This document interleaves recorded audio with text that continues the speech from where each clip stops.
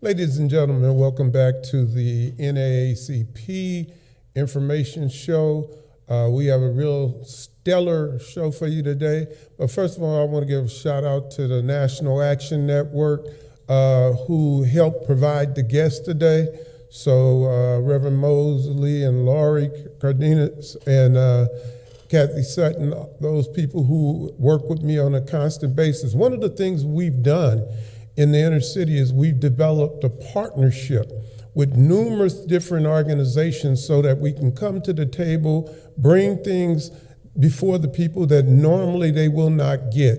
This is a spirit of cooperation that we're doing, and we're trying to see if we can move the mindset and change where the needle sits so that we can bring you information that is important to our community. I also want to thank the Citizens Commission on Human Rights.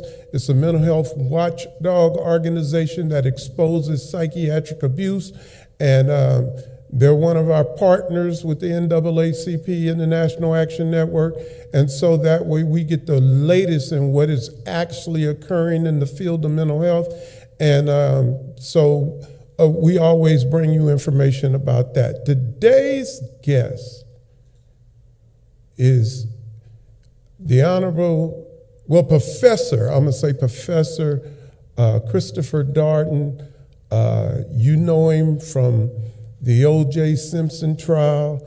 No matter what you thought about him, good and bad or bad, one of the things that we have to understand, like most of us, when we're doing our job, we're supposed to do it to the best of our ability, if people like what we do or not. I was a law enforcement officer. I was for the Los Angeles County Sheriff Deputy. I grew up in the Willowbrook, Watts, Compton area. I knew all of the gang members growing up and everything, but when I became a sheriff deputy, when I had to arrest people, I had to arrest people. I gave people their rights, but I didn't do any favors, because favors mean we got into a different area in an arena. So the thing is that we've all had biased or unbiased opinions about Christopher Darden. Many of us looked at him being on the wrong side of the aisle when it came to that trial. But the reason that we hated him was the same reason we hated Larry Bird, because they was doing their job. And when the Lakers played Boston, we hated to see Larry Bird with that ball. But if we could have drafted him to our team, we sure would have took him. So without further ado, ladies and gentlemen, I want to bring to you Christopher Darden. I actually, and I'm going to confess something that I normally didn't do, I actually wanted this to be very civil. I actually just wanted to get his side out. I had so many people saying, but you got to ask this question, you got to ask that question. Don't throw softballs up there. I wanted to, because I was so impressed at the National Action Network meeting where he came out and addressed the community. He didn't duck any issues. He didn't, try to hide. He just came straight out, gave it to us straight up with no chaser. So I want to bring Christopher Darden up today, and ladies and gentlemen, we are honored to have him on the show. Thank you. Thank you for having me on. I am honored to be with you today. Well, you listening to me, you get the NAACP. I'm the president of the Inglewood South Bay branch. So Inglewood, South Bay, that's under my jurisdiction. You're already connected with the National Action Network. So you are making waves into the community, but you've always been a part of that community. So tell us about your background, your history, and so that we can know who you really are. Thank you. I'm born in Richmond, California, County Hospital. I'm one of 8 children. I am the middle son of 3, and I'm the only son now. My younger brother and older brother having passed. I came to Los Angeles after I passed the bar in 1980. I had gone to law school in San Francisco and college at San Jose State. And I started off as a labor lawyer with the National Labor Relations Board, but it only paid like $15,000. And so in 1980 and 1981, I'm trying to figure out how I'm going to make a living. And I see this ad in the paper for deputy district attorneys, and it's paying $25,800, right? So it's like a $10,000 a year wage increase. And I had a little daughter at the time, and I saw this opportunity. I took it. I joined the DA's office, and I became a prosecutor. For 16 years, I was a deputy DA in Los Angeles. I was assigned to the hardcore gang unit, and so back then I used to help write and execute search warrants. I prosecuted several murders that occurred within the Los Angeles community. I was later assigned to the Special Investigations Division, where we investigated officer-involved shootings. So from 1988 to 1994, I was going to crime scenes, shooting scenes, and evaluating the legality of shootings involving police officers. And then one day, I was working in a grand jury on a police officer shooting investigation when I was told that I'd been assigned to the O.J. Simpson case. And I go on from there. Over the years, I lived at Crenshaw and Slauson. I lived in Carson. I lived at Cadillac and near La Cienega. I've always been here, and even throughout the pandemic, and the like, I've always been right there in the Black community, going to church, getting my food on, experiencing the culture. That we all need to experience and feel every once in a while, to be rejuvenated, to have our spirits uplifted. I've just always been there, and I guess in the minds of some people, I wasn't a figure to be discussed. But for me, in my life, it has always been a commitment to our community and to the law. Well, and the thing is that, I really don't want to make this about the O.J. Simpson case. I really want to just get into what you're trying to do.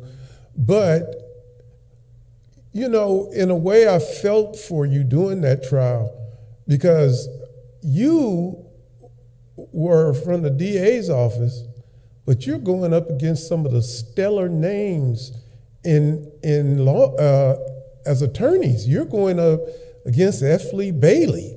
You're going up against Shapiro. You're going up against Johnny Cochran. You facing some tough guys up there, and you and Marshall Clark are standing up there trying to wither the storm of what I was like, wow, because see, being in law enforcement, I kind of know who these people were. And I'm like, wow, OJ could afford these people. And, you get things that you normally don't get in court. You get, if the glove don't fit, you must acquit, and all of the style and stuff. How did you guys handle that at night when you wasn't on TV? What were you thinking? Well, I'll tell you, the first time I saw all those lawyers you just referred to was in an in-chamber meeting. I just arrived on the case. It was my first day. I walked in the chambers, and they're all there. And really, they are the best New York and Boston and LA had to offer in terms of distinguished criminal defense counsel. So, I'm not going to say I was in awe, but it would have been like meeting, Kareem Magic and Worthy. It was quite an event for me, and so in that sense, I was glad to be there, and glad if I could be part of the discussion, in terms of quality lawyering in a case like that. You haven't seen a defense team like that since 1995, and probably never will see another one again. Wow. So like I said, I don't want to spend a lot of time. What is it that you would want people to know about that trial? And then we're going to move on to you being a judge. What would you want people to know about that? Well, I want people to know, number one, how important it is that we have Black prosecutors and how important it is that prosecutor offices, reflect the diversity in the community. You know, if we want to be viewed in the proper light, God's children, human beings with certain inalienable rights, constitutional rights, fundamental rights to life, liberty, property, justice, fairness, equality. And I think it's important that we have folks in the prosecutor's office who are there and present, standing by to remind the system that we are to be treated equal under the law and the Constitution. And also on a practical level, prosecutors have a lot of discretion. They decide what cases to file, what charges to file. Most often, it's their decisions to whether or not a case is to be dismissed. And most often, it is prosecutors who are engaging in plea bargaining that might perhaps send you or allow you, me, or your son or my son to go home or climb out from under a case. So, prosecutors are just critically important. And they're important even in high profile cases, because they certainly are important in low profile cases. And why not have Black prosecutors present in high profile cases? Because they are also present in the so-called, low profile cases. The defendant's profile shouldn't matter, because my son is as important to me as your son is as important to you. And I want someone who is culturally sensitive to my plight as a father, to my son, and the experience he's had growing up in Los Angeles, which is a traumatic experience really unto itself, given all that happens here. I mean, you want cultural diversity, and we ought to want to see Black lawyers on both sides of the courtroom. Is interesting that the communities, they come out and we scream for justice. And sometimes what we ask for in order to get justice is not what will actually bring us justice.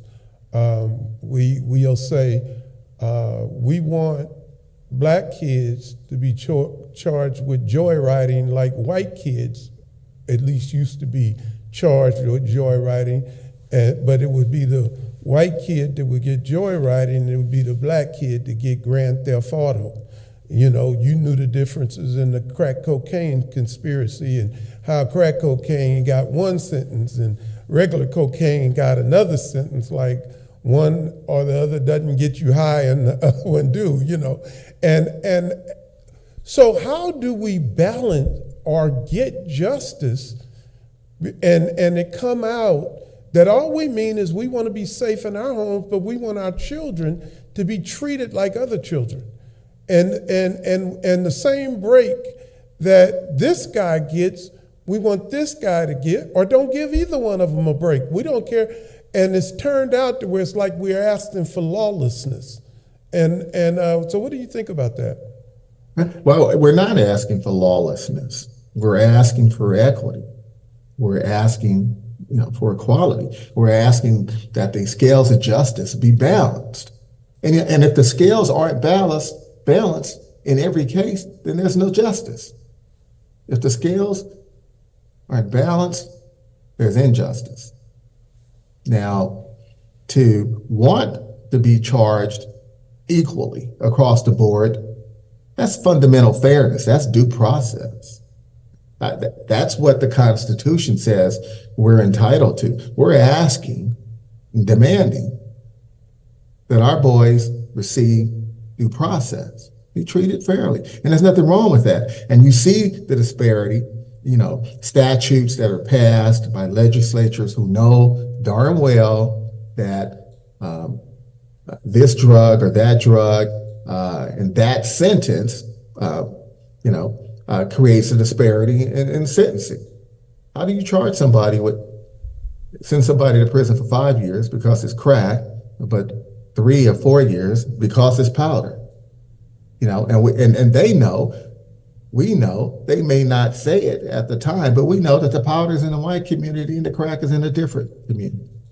And so it's pretty easy then when you look at the sentencing and how the law is being applied, it's pretty easy to see that racial disparity, that disparity in sentencing based on race. That's not fair. That's not justice.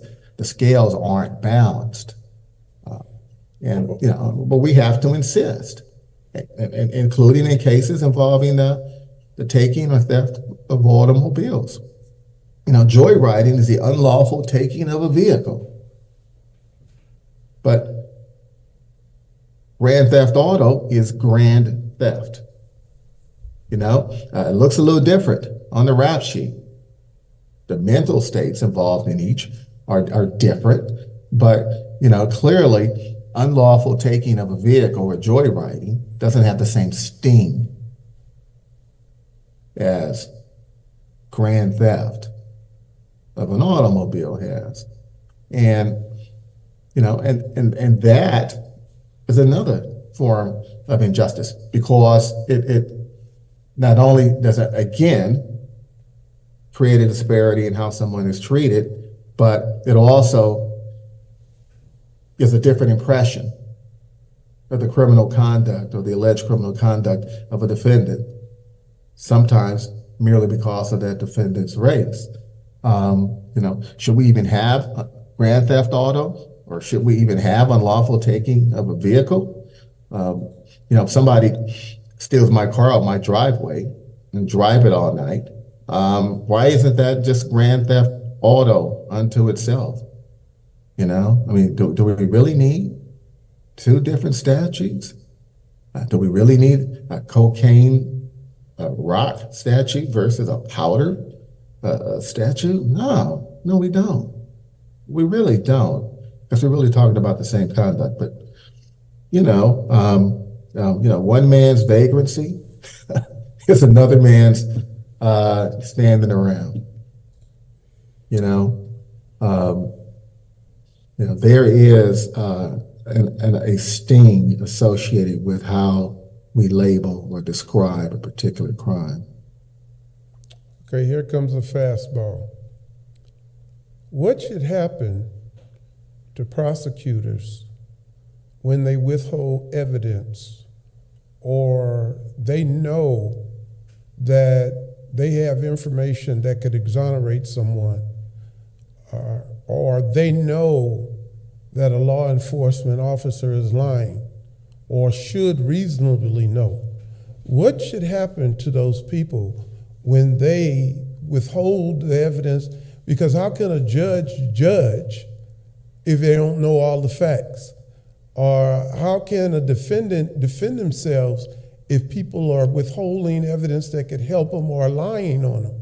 How do we as a society overcome those things so justice can be there for the individual? Well, number one, in California, we passed a statute a few years ago that makes it a felony for a prosecutor to knowingly withhold exculpatory evidence. And so we've made it a crime. And perhaps it should be a crime, elsewhere and in other places. It is the duty of the prosecutor to always play fair and to always be transparent. And it is not being transparent or fair for a prosecutor to know that the officer is lying, or that the officer is about to commit perjury, or that they're about to put on an officer knowing that the officer is not going to tell the truth. I think that for a prosecutor to put on an officer that he, she, or they know is about to lie, it's just a boring perjury. But beyond all of that, it is also the result of all of that is to deny the defendant his right to a fair trial, his right to due process. And it can lead and has led many, many times to the wrongful conviction of innocent people. Now, we passed a law, we made it a crime. Now what we need are judges who are paying attention, defense attorneys who are not asleep at the wheel, and being diligent in accessing discovery and in making discovery requests. you go back and you think about O.J. Simpson and the quality defense that he had, well, the state doesn't have the money to give to pay for the lawyers per se that O.J. Simpson had, but the state does have the money and the capacity to provide every defendant a quality defense like the one O.J. Simpson had. We need folks who are not asleep at the wheel, folks who are paying attention.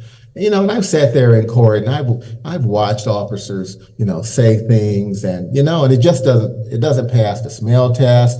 It isn't consistent with other testimony and with the evidence. And, and I see judges sometimes who feel the same way.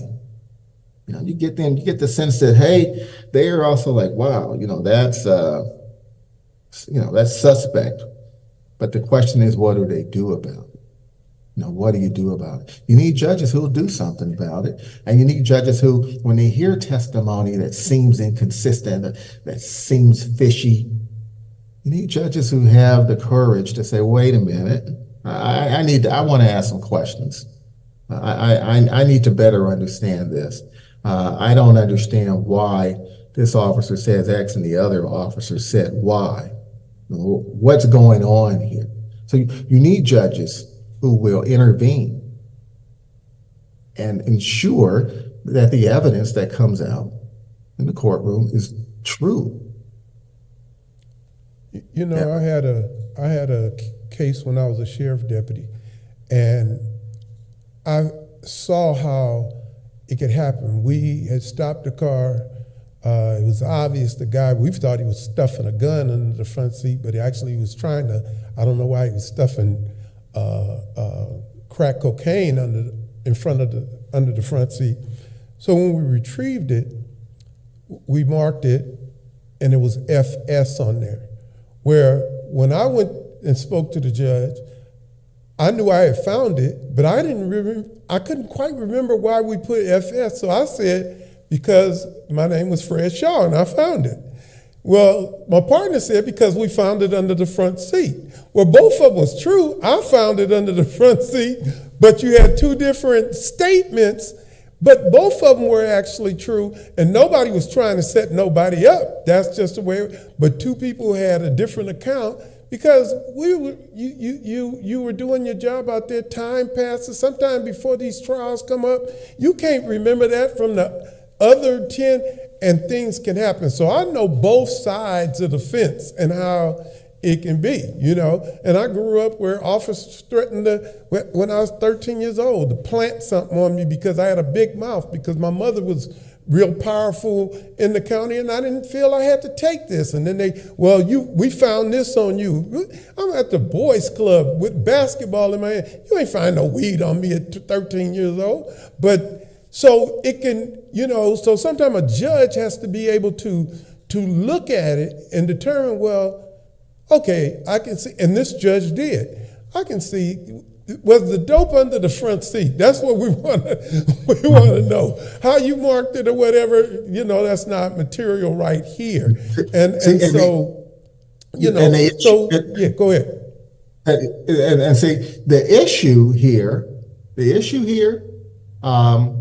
is that one of you or the other officer, in this scenario where, your initials are on this baggie, one of you is perhaps testifying based on a faulty memory, right? You believe in good faith that what you're saying is correct, both of you, each one of you, but you're not both correct, not really. And so the issue then becomes that, because each of you are testifying based on faulty memory, again, it raises the question of whether or not the evidence, the testimony that you're providing ought to be believed. Okay, it's not that you're lying or trying to be tricky or slippery. Really, fundamentally, it's just that your memory has faded. And we have to be careful and sensitive to situations like that, because you're right.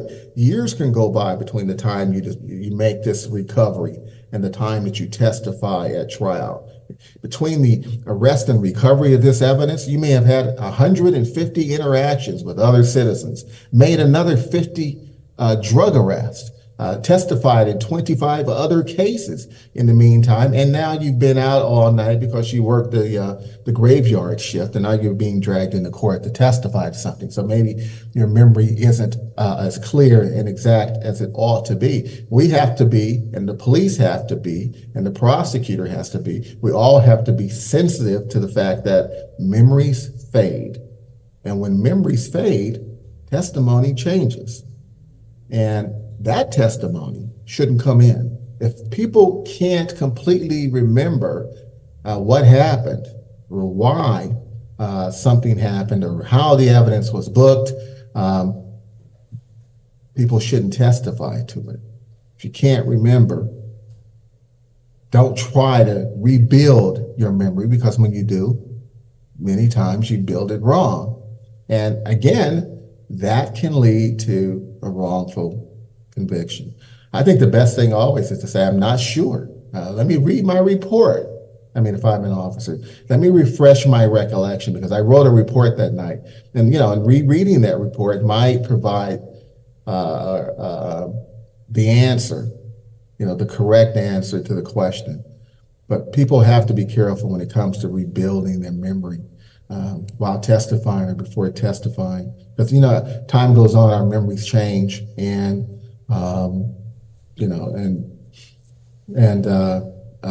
it could cause us to say something, even though we believe it to be true, that is in fact not true. And that's not a criticism, because you, in the position you're in and the position your partner are in, you're both trying to do the right thing. You're both trying to be completely honest and forthright. But when memories fade, memories play tricks on us all the time. And when I try cases to juries, and sometimes there are gaps, big gaps, small gaps in the evidence, I always tell the jurors not to fill in those gaps. Because when you're filling in gaps, you're speculating. Fastball. What happens to a case, and I know this was part of the O.J. Simpson case, but what happens to a case when the blood isn't booked into evidence? What does that do? And I would imagine that the DA's office might not have been aware of that, because everybody seems shocked. What happens, not just in that case, but any other case where the blood is not booked into evidence in the proper time, or booked at all, or whatever? Well, let's say you have a situation where there's blood evidence and it's not booked immediately or within the time frame that some folks would like it to be booked. Well, the evidence is examined in a forensic lab, in the crime lab. And when there are irregularities, in a blood sample, and hopefully in other types of forensic evidence, hopefully that irregularity is detected. For instance, if we're doing DNA analysis, on a blood sample or some biological stain, we can tell sometimes whether or not there's an issue of cross-contamination, right? If the evidence isn't properly retained or booked or packaged, the evidence will deteriorate and may have no forensic value left at all, because it wasn't booked timely or properly. So the hope, I think, is that when there are problems like that, that the evidence itself tells the truth and lets us all know that there is an irregularity and that the evidence isn't reliable. Officers have to follow protocol. If they don't follow protocol, they subject themselves to being accused of all kinds of things. And we know how successful those types of accusations can be. Here's a question, and this is a fastball. There's a lot of evidence, and I work with and for the last 30 years with an organization called the Citizens Commission on Human Rights. And they're a mental health watchdog organization that exposes psychiatric abuses.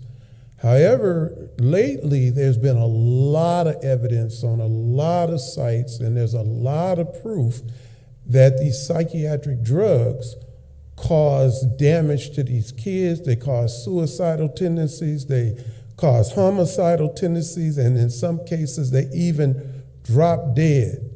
How is it, how will the court system catch up? Because we know right now that people can be put in a mental institution and the psychiatrist can come and petition to electroshock that person.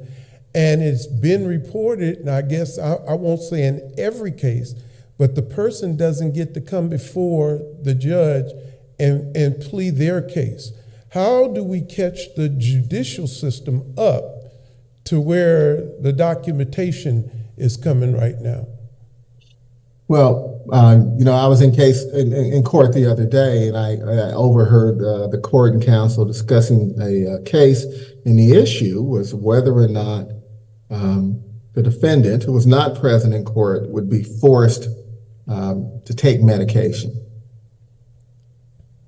It's a tricky issue, especially in cases where the defendant is either incompetent to stand trial, or who is so severely mentally ill or handicapped that they can't make what the court might view as an intelligent decision on their own.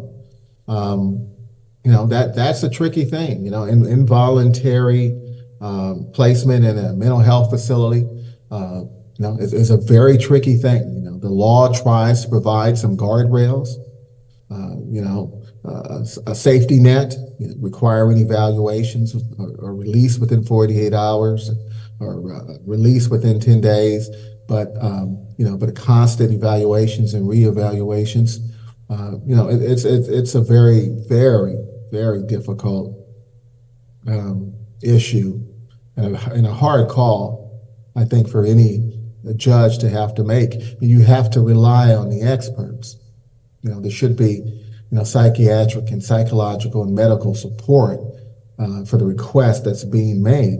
And, typically in those situations, it's defense counsel who was there before the court seeking this involuntary forced medication on the defendant and not the prosecution.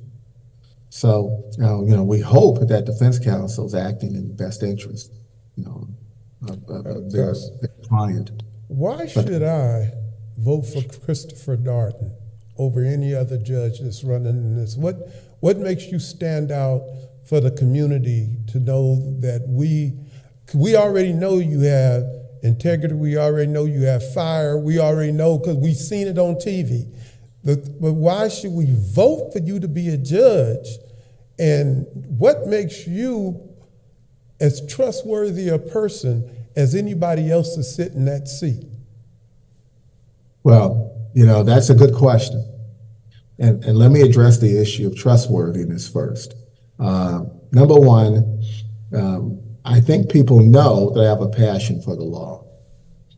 And I think people know I have a passion for justice, even if sometimes they don't agree with my view of what justice is in a particular case. But I know that folks know of my commitment and passion for the Constitution, right against self-incrimination, the right to be represented by effective and competent counsel, the right to due process, and the right to a fair trial. I know people know my passion for the rights of victims and community safety, which are all important factors that judges, I think, have to have in mind, bear in mind every time and each time they make a ruling or a decision. But for me, look, I was a prosecutor for 16 years. I've been a criminal law defense attorney for 25 years. Sprinkled in all of that, I was a law professor, an associate professor of law at Southwestern University Law School for 4 years. I'm on my 7th year teaching criminal law and crime scene investigation at Santa Monica Community College. For a while, I taught at Cal State LA, criminal law. And so I've been all over the courtroom. I've sat in every chair. I have a perspective of what is occurring in court and what criminal defendants are going through, what the families of criminal defendants are going through, because I've represented hundreds over the past 25 years. I know how the victims are feeling and what that victim experience is like. So I like to think that I have a balanced perspective. Now, I've been practicing all these years and been a prosecutor for all those years. And still, today, I can see and understand why reform is needed in the criminal justice system. And I can see it clearly. And I see it because I practice in it and live in it and have lived in it for 40 years. And I know what's wrong with it. And I see things happen in court that I disapprove of. I see people come through and it's clear that they're having a psychiatric episode, that they're mentally ill. Nobody's asking an important question. And the question is, what role did this person's mental illness play in the commission of this crime? I've been around long enough to know when they ask questions and when they ask the right questions. But, in my heart, there's mercy and fairness. And it always has been. And in my heart is an understanding, too, that some folks need to go, right? Some people do things so vicious and violent, so severe that they waive their right to be free in our society. Gotta go. But, my perspective on justice is really broad, I think, and nobody else has this kind of experience. I mean, you're seeing kids with 10 years experience in the law and they're being appointed judges. 10 years. 10 years. I mean, most doctors surgeons got to go to school for 10 years before they can operate. But that doesn't mean they're the best surgeons, the most skilled surgeons, the most professional surgeons, the most effective surgeons, the best surgeons. Experience matters. I have the experience, the temperament, to be a judge and to be a good judge, and to be a judge that you will be proud of. Well, I can say with your credentials alone that most of us should be proud of you. You serve the community. You have not been afraid to come into the community and say what you believe.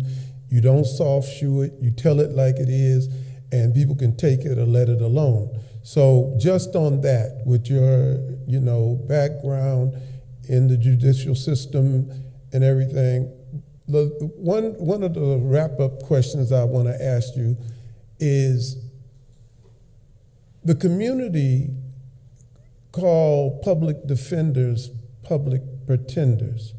They accuse them of always trying to cut the deal, but if it's, bringing justice or not. How can we make sure that people get a better defense, or is it the matter of numbers and time that cuts into their ability to service the community correctly? Because we don't want people who are innocent copping pleas because they're afraid to go to jail because they might lose. And as a black person, you might lose in court, especially if you don't have people that look like you passing judgment. So what do you think about that? Well, I think a couple of things. There are a couple of very, very important issues embedded in that question. Number one, I know lots of public defenders. And some of the best lawyers, criminal lawyers I've ever seen are deputy public defenders. And most of them are true believers, like I am. They believe in the law, they believe in the right of the defendant to be represented properly, and they are zealous advocates. Now, I don't know any public defenders that are dump trucks. I don't. I honestly don't. Now, people pleading guilty, taking plea bargains because they're afraid that they are going to lose and go to jail. That's always been a problem. Because let me tell you, I see people offer deals and plea bargains in cases, and I've handled their appeals. And the public defender comes to to their client, and the public defender says, "I have this deal for you. You need to take it." And the defendant doesn't take it, and the defendant goes on to trial. And then 6 months later, in a case where the defendant was offered 12 years, I'm handling his appeal where he got 63 years to life.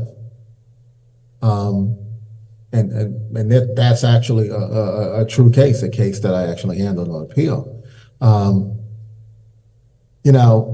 What we want from all defense lawyers is we want defense counsel to do the job, to do the work, to put in the work, so that when you come with a plea bargain or an offer to settle the case, the defendant is comfortable in knowing that everything that could have been done or should have been done has been done, so that an intelligent decision can be made.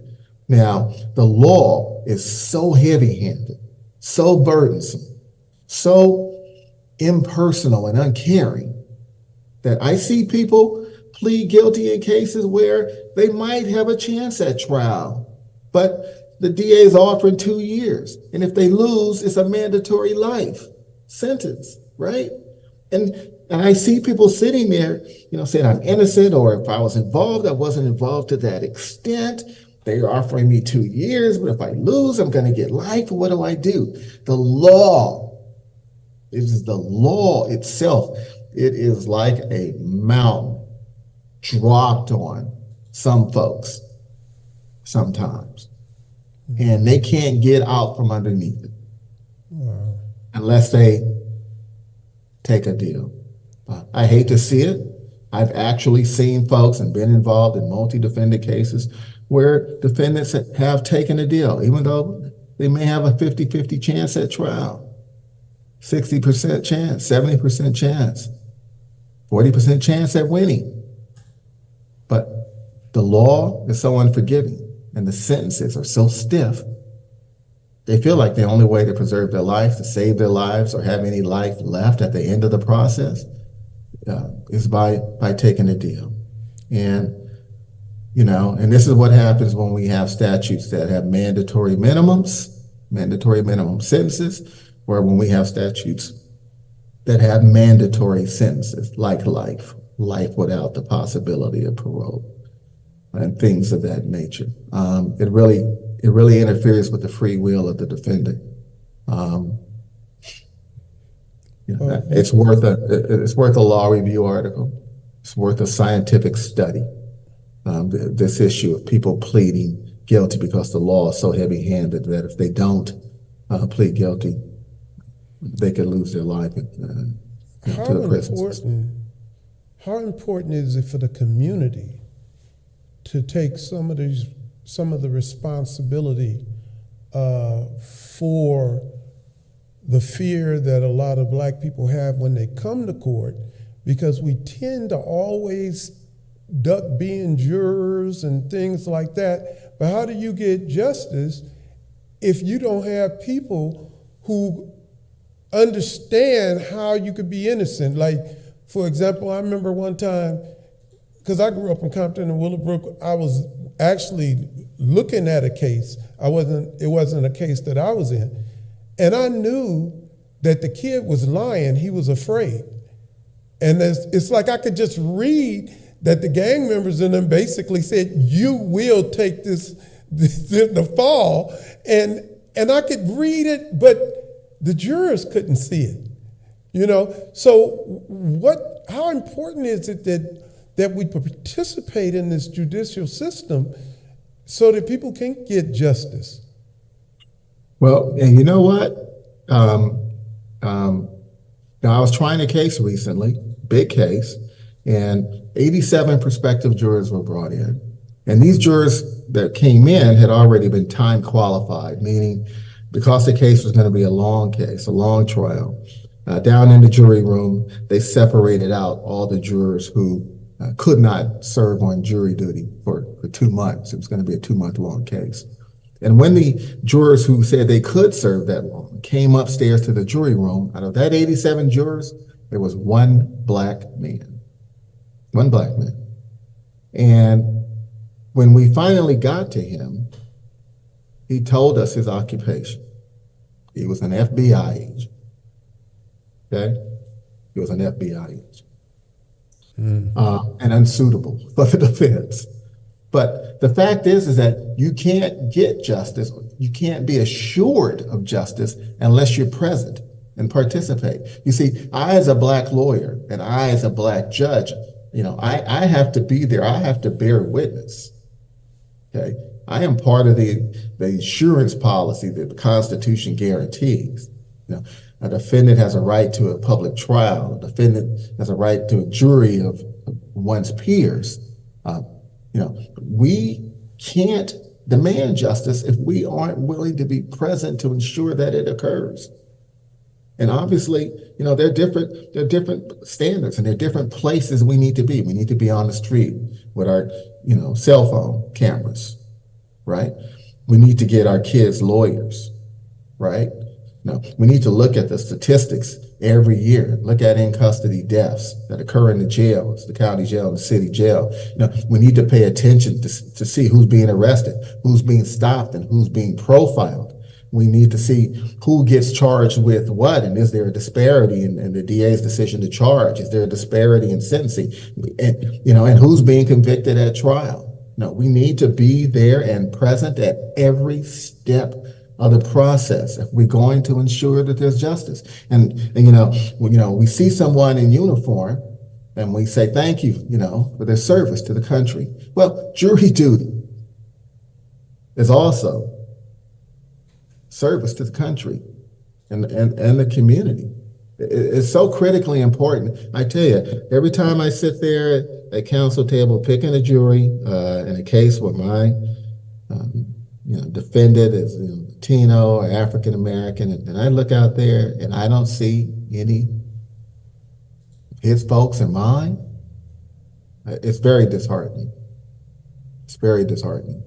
And I've seen defendants plead guilty after they see the prospective jurors. When they see that jury pool walk in and don't see anybody that looks like them, it creates a sense of desperation. And I've seen people time and time again say, can you get that plea bargain back? 'Cause I can't win with a jury like that. Well, I admit there's a lot of work that the NAACP, all types of organizations must do. I think what we're trying to do here is to develop a partnership so that we can all get in on one mind and one accord to be able to go after the issues. I once said that no matter how great a marksman you are, if you're shooting at the wrong target, you cannot win. And I think we have to get together and find where the target is so that we can get the justice that we need. I know when I was a Los Angeles County Sheriff Deputy, there were things that did not occur because I was there. And so it is very important that people sit in law enforcement. We can't get justice with law enforcement if we can't get people on the on the sheriff and LAPD department. I think the sheriff department right now is 6% Black. I mean, we should be able to have more people, but if we're going to say you don't want to be popo, if we're going to say you can't go with an $80,000 a year starting when when it's hard for you to bring food to the table, then somewhere in there we're responsible ourselves. And we have to change our mindset, and we have to have DAs, we have to have those public defenders, we have to have judges that are of our color if we expect. We got to make it safe for those people not to be pointed out as part of the problem. But if you have enough of them, then there's safety in numbers, and we can make that happen. If you could, take your time, but wrap us up. We have to be the guardians and the gatekeepers of justice. And that means we have to be present. And, I've been present for 44 years.